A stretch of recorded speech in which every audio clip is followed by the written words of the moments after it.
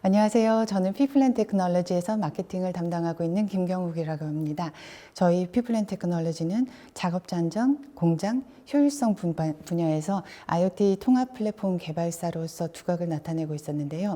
오늘은 스마트 호스피탈에 집중적으로 분석과 어떻게 저희 솔루션이 병원을 스마트하게 디지털라이제이션 할 수 있는지 알아보는 시간을 가지도록 하겠습니다. 자, 스마트 호스피탈이라고 하면은 여러분들이 어렵게 생각하실 수 있는데요. 병원에 들어가셨을 때 수납이라던가 진료 기록이라던가 이런 것들을 모바일로 보실 수가 있죠. 쉽게 생각하시면 IoT가 병원 쪽에 들어가는 기술적인 솔루션과 서비스들이 그런 방식으로 쉽게 모바일 앱으로 녹아내린다고 생각을 하시면 되겠습니다. 자, 스마트 호스피탈이라 이것이 무엇이냐? IoT 기술이 있고 AI 기술이 있죠. 일단 데이터를 수집을 해야 되겠죠. 상태와 위치를 모아요. 그 다음에 그 데이터를 프로세스를 해서 AI 기술로 액셔너블한 아이템을 만듭니다. 그러면 액셔너블이 무엇일까요? 어떤 데이터를 가지고 왔을 때 그것을 분석을 해서 이러이러한 데이터가 있었으니 이러이러한 액션을 취해 주세요 라고 하는 것이겠죠. 그것이 모바일 헬스케어 기술과 접합하면 엔드 유저인 고객들, 그러니까 환자분들이나 케어하시는 분들, 보호자분들, 그리고 병원, 의료진, 그리고 병원 관리하시는 분들에게 모두에게 유용한 데이터가 만들어지게 됩니다. 그러면 스마트 호스피탈이 꼭 필요한 건가요? 라고 물어보시는 분들이 계시죠? 필요하죠. 필요 없을 수도 있는데 앞으로 더 잘하려면 필요하죠. 왜냐하면 간호사분들이 어느 블로그에서 읽었는데 하루에 걸어 다니는 동선이 10km가 넘어요. 그 중에 필요 없는 업무, 그러니까 자리에 없는 환자를 찾아다니거나 없는 의료기기를 찾아다니거나 이런 데 들어가는 시간이 하루에 1시간에서 1시간 반 정도라고 합니다. 그리고 환자들의 눈높이가 굉장히 높아졌어요. 이제는 예전에는 아파서 어쩔 수 없이 병원에 찾아가는 분들이 아니라 고객의 어떤 특정한 입맛을 가지고 그 요구사항을 가지고 병원을 찾아드는 고객이라고 생각하시면 될 거예요. 그리고 병원들이 이제는 굉장히 많이 고급화되면서 경쟁이 심해졌습니다. 그래서 보다 양질의 서비스를 환자분들에게 제공하기 위해서는 디지털 혁신이 불가피한 선택이 되었습니다. 그래서 양질의 의료 서비스를 어떻게 제공해야 되느냐라는 질문 이전에 양질의 서비스가 무엇이냐라는 질문을 해야겠죠. 1번, 자동화를 해야 됩니다. 의료진들이 하는 업무를 자동화하고 환자들이 병원에 들어서는 순간부터 나가는 순간까지의 모든 프로세스를 자동화할 수 있으면 굉장히 편리해지겠죠. 그리고 지능화가 되어야 됩니다. 지금까지는 위치나 상태 같은 그런 센서 모니터링에서 나오는 데이터들을 수집만 했는데 거기에서 한 단계 더 나아가서 그 수집한 데이터가 우리에게 말해주는 것이 무엇인지 그것을 캐치해서 이제 그 데이터를 가지고 우리가 어떤 액션을 취해야 되는지 그것을 알게 되면 병원 전반적인 플로우라던가 이런 것들이 굉장히 많이 향상이 될 수가 있겠죠. 그리고 가장 중요하게도 끊김이 없는 서비스라 해야 됩니다. 이 부분은 환자분들이 외래 진료를 체크인하는 순간부터 입원, 회복, 그 다음에 퇴원하는 순간까지 끊어지지 않는 유연한 서비스, 그것이 지금 저희가 추구하는 스마트 병원의 목적이라고 할 수 있겠습니다. 그러면 저희 프로덕트가 어떻게 구성이 되어 있는지 잠시 소개를 드리겠습니다. 솔루션은 일단 다 아시는 것처럼 IoT는 사물 인터넷이죠. 사물의 모든 것의 위치, 상태를 추적해서 거기에서 도출되는 데이터로 내가 이 다음에 어떤 액션을 취해야 될 것인지 그것을 알아내는 과정입니다. 저희 제품은 RTLS라고 리얼타임 로케이션 서비스, 실시간 위치 추적에서 시작이 된 제품인데요. 지금은 센서와 각종 의료기기까지 연계해서 끊김이 없는 진료, 끊김이 없는 서비스를 제공해 드리고 있습니다. 그게 어려우시다면 이제 저기 화면을 보시면은 모바일 앱의 주요 화면인데요. 간호사분들이 사용을 하실 수 있는 것이고 로그인을 해서 들어가시면은 자신에게 할당되어 있는 모든 의료기기가 리스트로 나오게 됩니다. 거기에 대한 검색어를 입력을 하시면 세 번째 보이는 화면이 자산의 위치가 병원 내 어느 층, 어느 병동, 어느 구역에 있는지 맵상에서 찾아보실 수 있습니다. 그리고 환자분들이 투약 시간인데 자리에 안 계시다. 그러면 환자분들도 기교 딱 똑같이 검색을 해서 찾아보실 수 있습니다. 자, 그러면 데이터를 어떻게 수집을 할까요? 저기 보이는 하드웨어는 USB 슬롯이 있죠. 저 슬롯을 보통 일반 병원의 천정을 보시면 AP라는 도구가 있을 거예요. 네트워크 장치인데요. 거기에 보면은 대부분 USB 포트가 있습니다. 그리고 저희와 이미 호환성 테스트를 마친 파트너사들, 주요 AP 제조사를 따지자면 시스코, HP 아루바, 삼성, 화웨이 등등의 업체들과 저희가 이미 연계 테스트가 완료가 된 상태고요. 만약에 저기 나와 있는 리스트에 있는 모델을 사용 중이시라면 플러그 앤 플레이로 꽂으시면 사용하실 수 있습니다. 여기는 예를 든 이미지인데요. 저렇게 보시는 것처럼 AP에 꽂으시면 플러그 앤 플레이가 됩니다. 그리고 저희가 올해 지금 추진하고 있는 것이 CCTV와 연동을 하는 것인데요. 병원뿐만 아니라 공장이나 다른 곳들에도 이제 CCTV가 굉장히 대중화가 많이 되어 있습니다. 그래서 CCTV에 있는 USB 포트에도 저것을 꽂아서 인프라를 적극 활용할 수 있는 방안으로 저희가 추진을 하고 있습니다. 그리고 현재 하나테크윈이라는 국내 굴지의 CCTV 제조사와 파트너십을 맺은 상태입니다.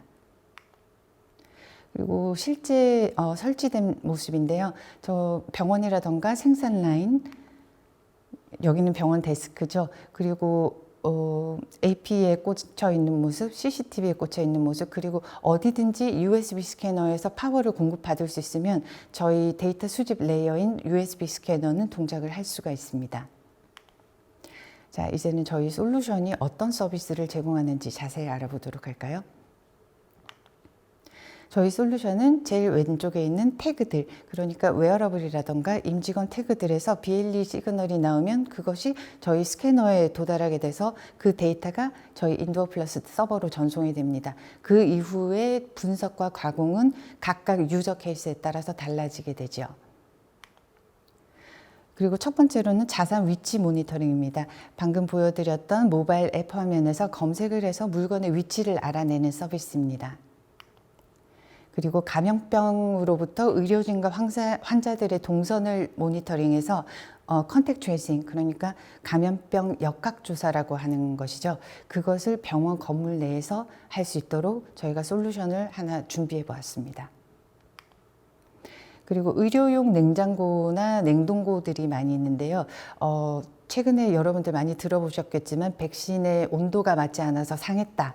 모두 전량 폐기를 해야 된다. 이런 일들이 빈번히 발생을 합니다. 왜냐하면 의료 약품, 시약, 혈액 샘플 등등은 굉장히 온도에 민감한 것들이거든요. 그리고 그것을 돈의 가치로 따질 수도 있겠지만 그 필요한 그 가치는 글쎄요. 여기에 조금 더 투자를 하시면은 조금 더 마음 놓고 관리를 하실 수 있지 않을까 싶습니다. 어떻게 동작을 하냐면요. 요만한 온도 센서가 있어요. 그것들을 냉동고에 설치를 하고 만약에 온도 이상이 발생할 경우에 2도 이상 올라가면 안 돼라고 했을 때 2도 이상 올라간다면 알람이 발생을 하게 돼서 간호사 혹은 그 냉장고에 담당하시는 분의 핸드폰으로 알람이 가게 돼 있습니다. 환자 생체 모니터링에 대해서 말씀을 드리겠습니다. 이것은 저희가 파트너사와 지금 협의를 진행하고 있는 부분인데요. 예를 들어서 중환자실에 있는 환자분들께서는 ICG라든가 IKG라는 그런 영화에 보시면 이렇게 띠띠띠 나오는 그런 박스들 보이시죠? 그것들을 몸에 부착을 시켜서 생체 데이터를 수집을 하게 되는 것입니다. 그런데 만약에 중환자실 밖으로 나온 퇴원 직전의 회복 기간의 환자가 집중적인 케어를 필요로 한다. 그러면 이런 웨어러블 디바이스를 몸에 부착시켜서 24시간 분 단위로 심박, 체온, 맥박 이런 것들을 측정을 할 수가 있게 되는 거죠. 그리고 만약에 환자의 예후가 급격히 나빠진다거나 그 데이터가 비정상적인 패턴을 보인다면은 또 의료진에게 모바일로 알람이 전송되게 되어 있습니다. 수액 모니터링은 간호사분들께서 굉장히 어려워하시는 분들이시죠. 수액이 다 떨어지면 교체를 해야 되는데 병동이 너무 많아요. 돌봐야 되는 환자분들도 너무 많고 그래서 거기에 관련된 앱이 나와 있는 게 있습니다. 그런데 이 업무는 이 앱, 저 업무는 저 앱, 앱이 너무 또 많아지게 되죠. 그래서 그 부분들을 저희가 연동을 해서 하나의 앱에서 모바일 알람을 받을 수 있도록 그렇게 처리를 해드릴 수가 있습니다. 그다음에 널스콜이라는 게 있죠. 침상에 누워 있는 환자가 뭔가 도움이 필요할 때 환자분을 간호사 선생님을 불러야 되잖아요. 그때 누를 수 있는 버튼을 저희 시스템에 연동시켜서 또 더 편안한 통합 서비스를 제공해 드릴 수가 있고요. ESL 병상 정보 디스플레이라는 것이 있는데 이페이퍼라고 하는 걸 들어보신 적이 있을 거예요. 마트 같은 데 가시면은 이제 더 이상 종이에다가 아이템 이름이라던가 가격을 적어 놓지 않습니다. 그것은 모두 디지털화가 되어 있어서요. 이페이퍼는 서버에서 전송되는 데이터를 디스플레이하게 되어 있어요. 그래서 그 기술을 병상에 적용을 했는데요. 환자의 이름과 퇴원 뭐 등등 어떤 증상인지 이런 것들을 이 페이퍼를 통해서 서버에서 전송을 하게 될 수가 있습니다. 그 부분에 대한 것도 저희 서버와 연동을 해서 조금 더 편리하게 병원 측에 제공을 해드리고 있고요. 의료 부자재 재고 관리는 이 부분은 아직 상용화가 되어 있지 않은 부분인데 병원 쪽에서 필요한 부분일 것 같아서 저희가 현재 기획 중에 있습니다. 예를 들어서 병원에서 많이 사용하시는 소모용 용품들, 예를 들면 붕대, 소독약 등등은 무게 단위로 이제 주문을 하게 되잖아요. 그래서 어떤 저우 위에 이렇게 재고를 쌓아놨는데 그 재고가 일정량 이하로 떨어지면은 담당자에게 알람이 가서 추가 구매를 할 수 있도록 그렇게 연동되는 시스템입니다. 자, 위치 기반 모바일 앱 서비스는 이미 여러분들한테 굉장히 익숙한 서비스일 수가 있는데요. 병원에 들어가셔서 어디 외과, 내과 이런 곳들을 찾아가야 된다면 맵이 필요하겠죠. 로케이션 베이스 서비스라고 해서 LBS, IoT의 초창기 쪽의 기술이었는데 아직도 유용하게 많이 사용하고 있습니다. 그리고 이번에 저희가 새롭게 개발한 것이 있는데요. 스마트 감염병 관리 시스템. 아까 말씀드렸던 것처럼 건물 내 감염병 역학조사 시스템입니다. 자, 이게 뭐예요? 라고 하시는 분들이 많으실 거예요. 왜냐하면 아시는 분들이 많이 없습니다. 왜냐하면 2020년 9월 전까지는 세상에 존재하지 않았던 물건이에요. 자, 그럼 이게 뭘까 알아보겠습니다. 빌딩 내 감염자 동선 추적이 왜 필요한가? 이번에 코비드-19 사태를 겪으면서 국민들께서는 그 역학조사하는 방법이라던가 거기에서 가장 중점을 줘야 되는 부분들, 이 부분들에 대해서 굉장히 많이 편안하게 많은 정보와 지식을 가지게 되셨죠. 근데 가장 중요한 것은 시간. 감염병은 시간과의 싸움이죠. 감염병 확진자가 어디를 갔는지, 누구를 만났는지 더 빨리 파악을 할수록 그 감염병의 전염 속도를 늦춰줄 수가 있습니다. 그리고 빌딩의 입장에서 봤을 때는 코호트 격리라던가 전체 병동 폐쇄, 심지어는 전체 병원 폐쇄 이런 일들이 발생을 하면은 감염병이 이렇게 창궐하는 시대에 병원이 문을 닫으면 더 큰일이겠죠. 그리고 저희 방역당국과의 협력도 굉장히 중요합니다. 병원 내에서 감염자가 있었는데 여기 내에서만 다 조치를 취했어요. 하지만 그 감염자가 병원 밖으로 나갔을 때 그리고 거기 방문자들 같이 있었던 접촉자들이 건물 밖으로 나갔을 때는 분명히 방역당국과 협력할 수 있는 그런 공유가 가능한 파일 형식의 리포트가 필요하죠. 자, 그래서 컨택트 트레이싱 시스템의 핵심 목표는 1번 시간, 가장 중요한 거죠. 2번 데이터 공유와 협력, 이것이 없으면 감염병과는 싸울 수가 없습니다. 그리고 3번 사회적 거리두기, 이 부분은 역학조사와는 약간 거리가 있는 것처럼 느껴질 텐데요. 한 가지 더 들어가 있는 기능이 어떠한 구역 내에 제한된 인원을 넘어서는 인원이 존재할 경우 빌딩 관리자에게 알람이 갈 수 있도록 그런 시스템의 기능을 하나 추가를 해봤습니다. 자, 그리고 시스템을 유용해야 되겠죠. 코비드가 처음도 아니고 마지막도 아닐 우리가 어쩌면 슬프지만 겪어야 되는 팬데믹의 한 첫 장일지도 몰라요. 그 이후에 나오는 감염병, 특히 호흡기 관련 질환에 관련해서는 템플릿을 작성할 수가 있습니다. 그래서 접촉 시간과 거리 이런 variable이라고 조건값들을 바꿔가면서 템플릿으로 만들어서 사용을 하실 수가 있습니다. 자, 그리고 개발 중점 사항은 아까 말씀드렸던 건데요. 시간만 한 번 더 말씀드리겠습니다. 어떻게 강조를 해도 더 해야 되는 거죠. 감염병 발생 시 가장 중요한 것, 시간입니다. 그러면은 저희 뭐 일반 IoT 솔루션 개요랑 비슷한데요. 태그에서 정보를 뽑아서 USB 스캐너가 서버로 보냅니다. 그럼 그 서버에서 데이터 제너레이션이라는 분석 알고리즘을 통해서 접촉자와 그 확진자가 다녔던 동선을 파악하게 되고 거기에 나온 결과는 리포트라는 데이터로 나오게 되어 있습니다. 자, 그러면 화면을 한번 보실까요? 저희 첫 화면입니다. 여기에서는 지금까지 진행되었던 확진자에 대한 접촉자 검색의 히스토리가 나와 있고요. 여기에서 New Search라고 한 버튼을 누르게 되면은 감염병 이름과 찾는 확진자의 이름, 기간, 그리고 밀폐 공간, 예를 들어서 엘리베이터라던가 흡연실 등등에 갔었느냐의 여부를 체크를 할 수가 있게 됩니다. 그리고 OK를 누르시면 이렇게 그 사람이 여기 이 예제에서는 앤드류 밀러라는 사람인데요. 그 확진자가 건물 내에 다녔던 동선 내에 존재했던 모든 접촉자들을 위험군에 따라서 접촉 거리와 시간이겠죠. 거기에 따라서 구분을 해서 라벨링을 할 수 있게 됩니다. 그리고 옵션으로 건물에 들어가게 될 때 저희도 QR코드를 찍잖아요. 그러면 방문자들과 건물에 상주하는 모든 인원들의 핸드폰 번호가 나오게 되어 있습니다. 그래서 저 리스트에 떠 있는 접촉자들에게 SMS 메시지를 보내서 감염 여부를 확인할 수 있는 검사를 받으세요 라는 그런 메시지를 보다 빨리 전달을 할 수가 있게 되죠. 그리고 감염자의 동선을 파악을 해서 소독하고 방역하는 그런 업체들이 있잖아요. 그 업체들이 이제 왔어요. 이제 어디를 소독할까요? 라고 한다면 맵상에서 이 사람이 여기를 다녔으니 이곳들을 소독을 집중적으로 해주세요 라는 리포트를 공유를 할 수가 있게 됩니다. 그리고 여기서는 이제 N차 감염이라는 것이 이제 국민들한테도 익숙해졌죠, 이미.